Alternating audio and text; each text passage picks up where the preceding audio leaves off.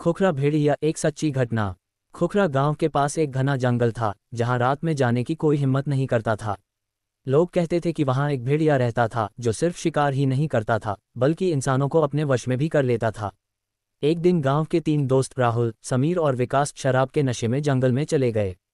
उन्हें भेड़िए की कहानियों पर यकीन नहीं था।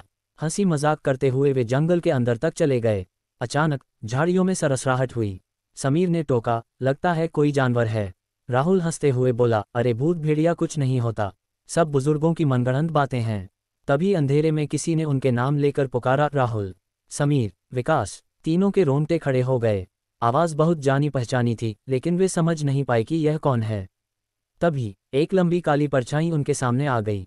आंखें लाल, नाखून नुकीले और शरीर पर अजीब से निशान थे। तुम्हें पता है मैं कौन हूँ? तीनों पीछे हटे लेकिन उनके पैर जैसे जमीन से चिपक गए थे। मैं वही हूँ जिससे बचने के लिए लोग रात में घर से बाहर नहीं निकलते। भेड़िए जैसी शक्ल वाला वह प्राणी झपट कर राहुल के ऊपर गिरा। समीर और विकास चीखते हुए भागे लेकिन जंगल में उनकी चीखें हमेशा के लिए गुम हो गईं। सुबह गांव वालों को सिर्फ विकास बेहोश पड़ा मिला। जब वह होश में आया तो सिर्फ एक ही बात कह रहा था, वो भेड़िया नहीं था, वो कुछ और था। आज भी अगर कोई रात में उस जंगल में जाता है तो दूर से अपने किसी करीबी की आवाज़ सुनाई देती है। अगर आप भी इस तरह की डरावनी कहानियां सुनना चाहते हैं तो सब्सक्राइब, लाइक और शेयर कीजिए।